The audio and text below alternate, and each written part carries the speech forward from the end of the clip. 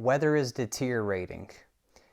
The flight is eerily quiet due to the deteriorating weather conditions at hand everyone is focused on. Next thing you know, you see the ship in front of you disappear into the clouds. Your stomach sinks. What do? Good evening. Today, we're going to start our Pilot in Command series. This is the first of many videos on your way to Pilot in Command in the Army. I think this is a very good series that a lot of the viewers are going to appreciate because everybody wants to make Pilot in Command, and you should be gunning towards that goal as soon as you get to your unit and you make RL1. Even though you are far from it, you're going to eventually get there. A lot of the material that we are going to be talking about here today, we're going to be going over contingencies. So if you have your iPad on you and you want to follow along in the Aviation Branch SOP, Appendix A, also commonly referred to as the ABOS, that is the main source we're going to be pulling information from. So let's get right into it. The 5 I'm going to go over is in-flight linkup, lead change, lost commo, lost visual contact, and inadvertent IMC. Now these contingencies could save your life one day. So not only are they good to know as you become a PC, they are also very good for you to know because they make you safer, make you a safer pilot, right? And a lot of these have to be done by memory. When you are in these situations where you're going to find yourself having to execute one of these contingencies, you're not really going to have the time to flip through your iPad, pull out the ABOS, find out, okay, what do I do in a situation of inadvertent IMC? Like, you're going to have to know how to do these procedures by memory. So you need to start studying those things now because a lot of them can be pertinent to the time. So let's jump right into it. So the first one we're going to go over is in-flight linkup. Now, in-flight linkup, it's not really one of those that you're necessarily going to count as an emergency, but it is something that you're going to need to know how to do just because it can be kind of a busy process. So let's jump right into it. So the in-flight linkup, the ABOS describes it as something that's typically done in a situation where the multi-ship flight is going to have to take off tow reco or take off when ready in chalk order.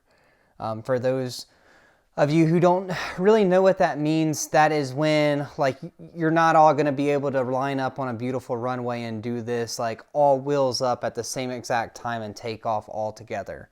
Tow reco is done like chalk 1 goes, and then chalk 2 goes, and then chalk 3 goes, and you don't always do an in-flight link up per the ABOS. In that situation, you just kind of catch up to each other. But in a tactical situation where you're doing like a planned air assault, you would create an in-flight link up point and do it the way the ABOS describes. Well, I've actually, believe it or not, I've never done an in-flight link up. However, nonetheless, I still have to know it because I'm a good professional aviator, just like you guys. So step 1 of the in-flight link-up, the AMC is going to establish a link-up point en route, and preferably that's typically an ACP along the route of flight. Now the AMC is going to establish an arrival sequence that chalks are going to sequence in at this ACP.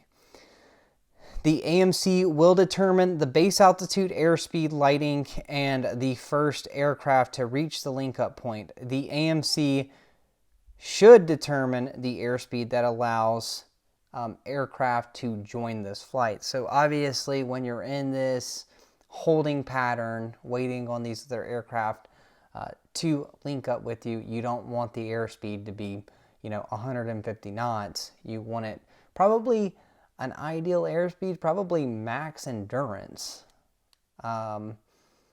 That's typically a slower airspeed, but who knows how long this is gonna take, you know what I mean? So as much fuel that you can conserve, the better. And you want to be kind of slow. You don't want things happening in a holding pattern with multiple aircraft in the same holding pattern to be going very fast, because fast things, or things that happen fast, aren't always good, right? So the next thing, if it's determined that the aircraft are going to link up at an ACP, be sure, as long as the tactical situation permits, that the holding side is the far side of the ACP. So to give you an example of that, if the infill area that you're leaving from, that Torrico scenario we'll go with, if the infill is on one side, well, the holding pattern should be on the far side from the direction of travel from that infill point. So aircraft can sequence in, and the holding pattern is on the opposite side of them, if that makes sense. So let's just say the base altitude for that holding pattern is 2,000 feet. Then the aircraft coming in to join that holding pattern for the in-flight linkup will be at 2,200 feet. That gives more collision avoidance controls when doing this in-flight linkup. Now, the tactical situation may not dictate and allow you to do that. Obviously, anything that flies high, radars could potentially detect that. Depending on your tactical scenario, you might not be able to do things like that. But that is what the ABOS recommends, and it also says to consider the tactical scenario. So just one of the famous Army things to say is MET-TC, right? MET-TC dependent. So the next step is, as you arrive to that ACP, you're going to announce your arrival in your chalk number. So if you're chalk 3 in the first flight, it's going to sound like flight 13 is arrival ACP 3. And then the AMC would then clear that chalk to enter for the in-flight link up, and they would start to descend past that holding fix to join up and establish as trail in the in-flight link up. And then 1-3, in the example that I gave, would then call saddle, and the lead aircraft would then acknowledge saddle, and then if that was it, they would accelerate to the appropriate en route airspeed. Aircraft will depart the holding pattern when AMC dictates. So that is in-flight link-up. Now, you may use it, you may not, but it's a good idea to start studying that one and get your head wrapped around it. Now, lead change. Lead change is something that I've done, and lead change is definitely something that you will probably do. They're pretty simple for the most part. The most common thing, so a lead change is when the lead aircraft changes its position in the serial.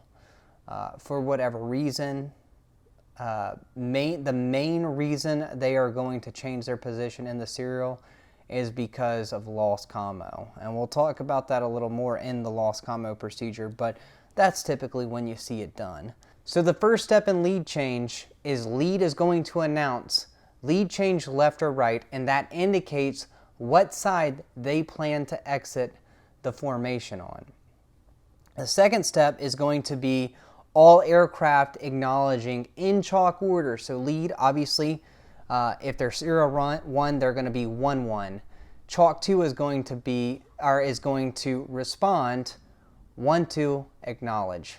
1-3, acknowledge. 1-4, acknowledge, and so on in chalk order. When trail acknowledges that the lead change is going to happen, lead is going to turn 30 to 90 degrees to whatever side they originally announced. So let's just say they called lead change left. They are going to turn 30 to 90 degrees to the left. They are then going to maneuver 8 rotor disc clear of the formation. And once they are 8 rotor disc clear of the formation, the subsequent chalk is going to confirm that they are clear. Once that happens, they are going to turn back to original heading and decelerate by 10 knots of the en route airspeed.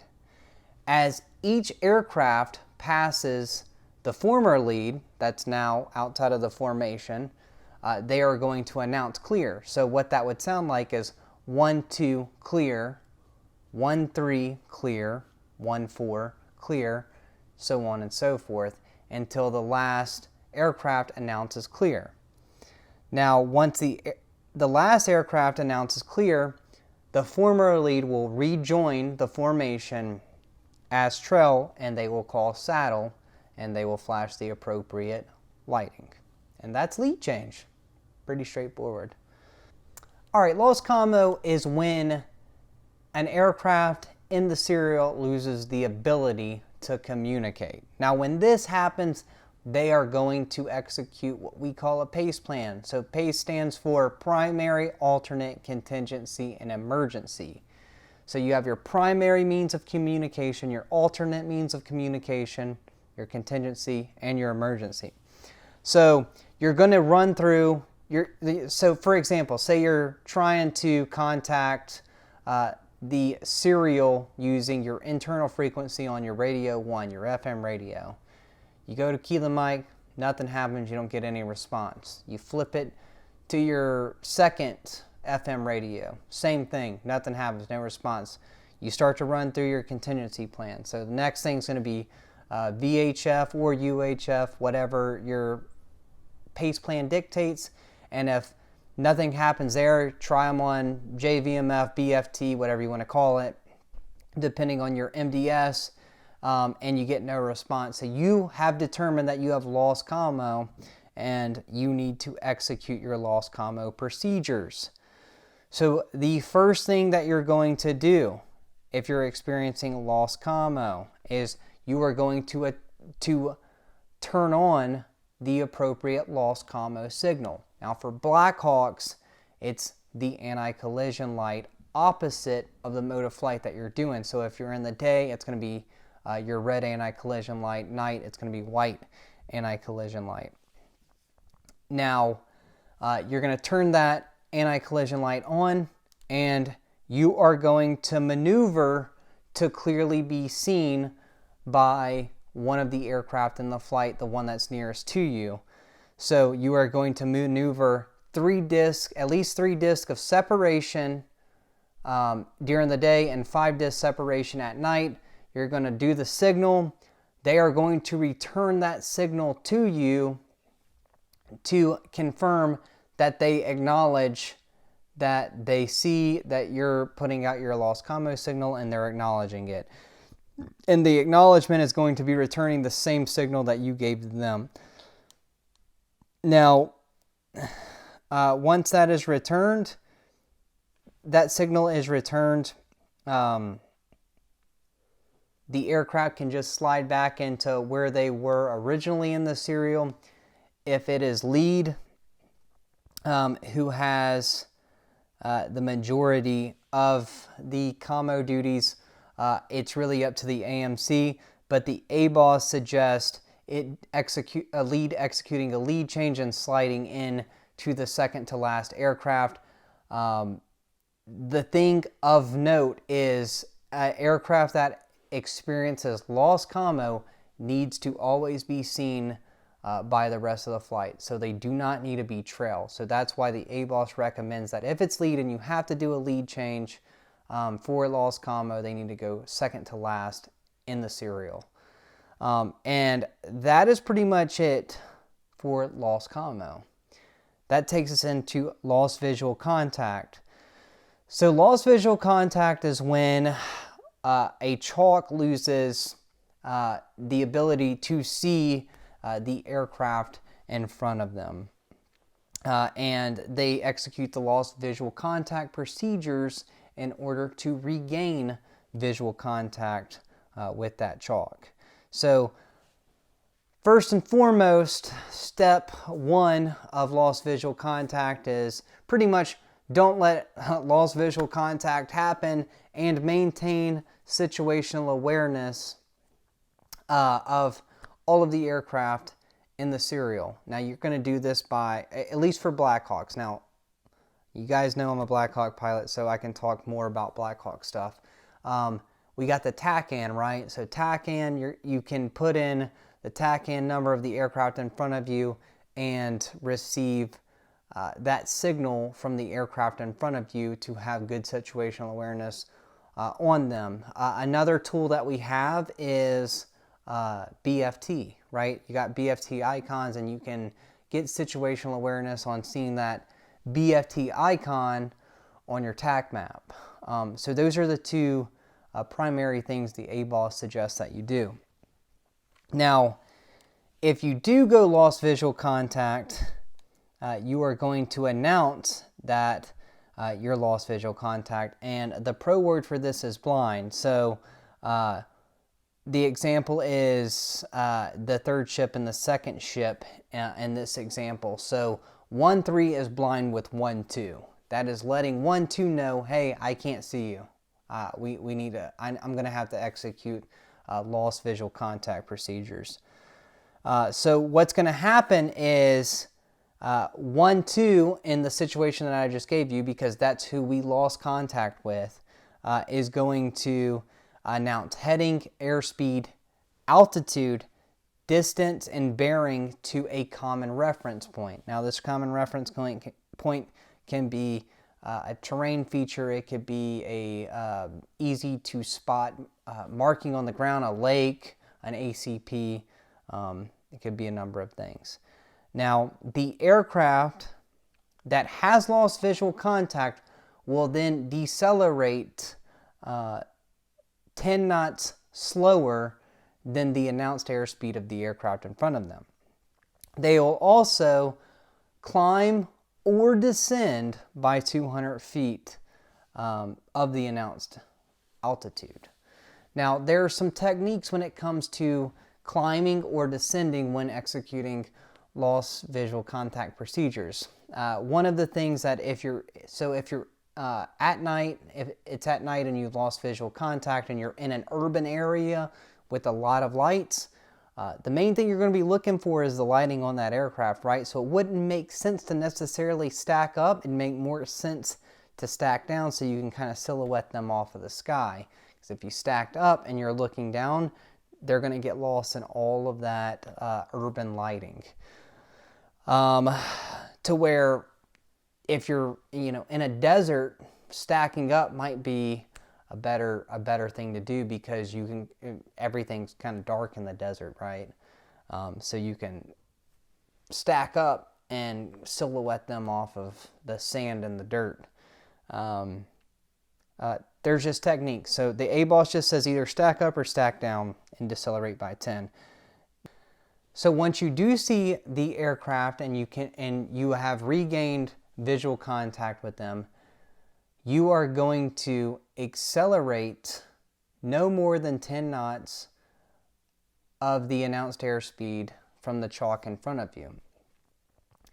As you accelerate, you are going to announce closing. That lets them know, hey, he sees me again and he's accelerating. And keep that in mind.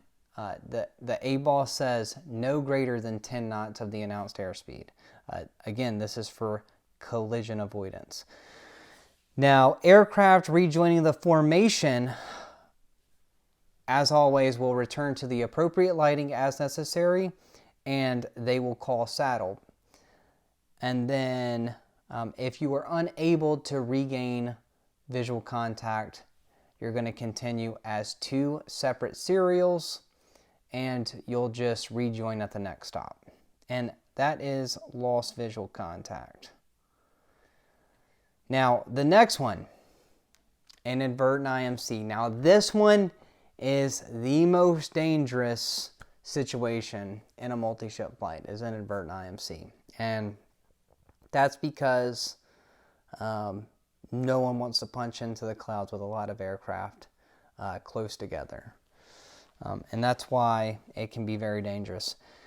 Now, inadvertent IMC is when an aircraft can no longer continue under visual meteorological conditions.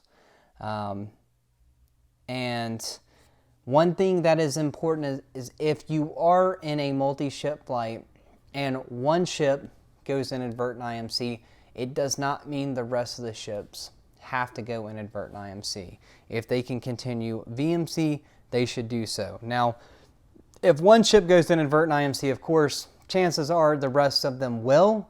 I just want to stress that because one, that's what the ABOS says, but two, don't think just because one ship punched in, that means that the rest of the ship have to punch in. That's not what that means. If they have the ability to continue VMC, they absolutely should, as long as they do so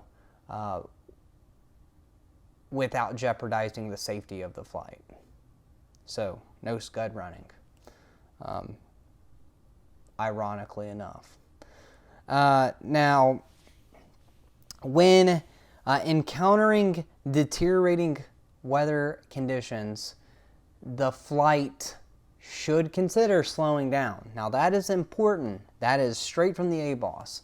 And the reason why is because if you're on a multi-ship cross-country, weather starts deteriorating, and you're cooking at max range, 122, 125, whatever it is, the ABOS has said you should consider slowing down. Why is that? It gives you more reaction time as you're getting into these deteriorating weather conditions.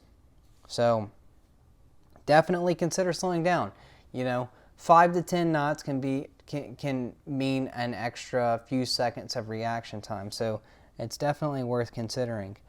The next thing is I want to highlight is inadvertent IMC procedures. It doesn't change per ship. So if you in Chalk 1 go inadvertent IMC, you're going to execute your inadvertent IMC just like you would. So it doesn't change from being single ship to multi-ship as far as what you're doing to keep that bird in the air when you're going inadvertent IMC.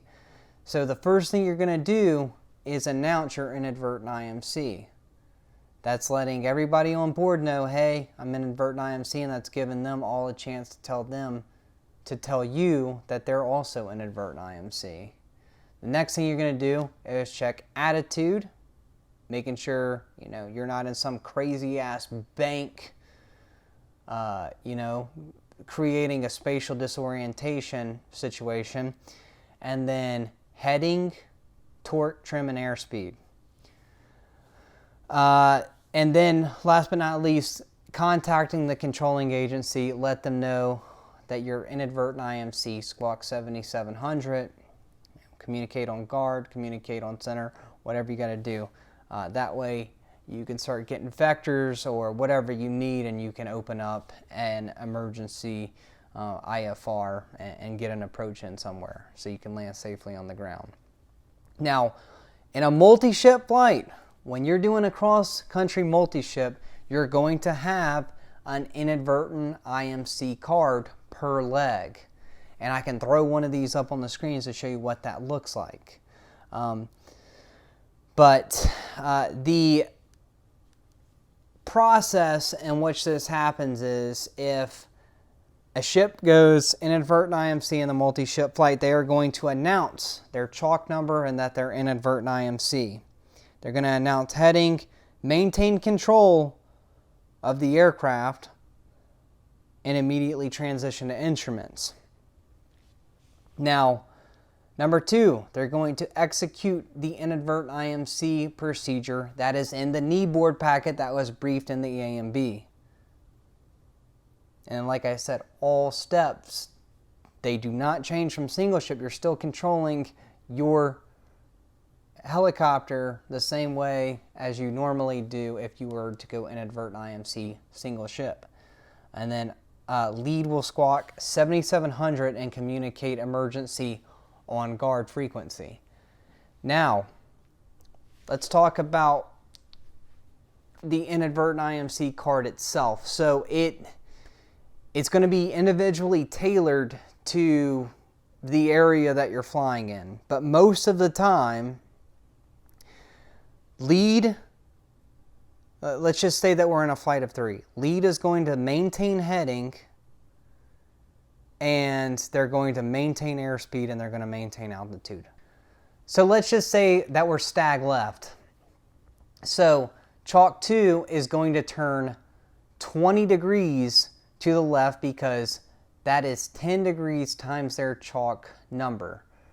And then in most situations, they are going to climb up 500 feet. So that gives them a heading for airspace deconfliction, and it also gives them 500 feet of altitude deconfliction.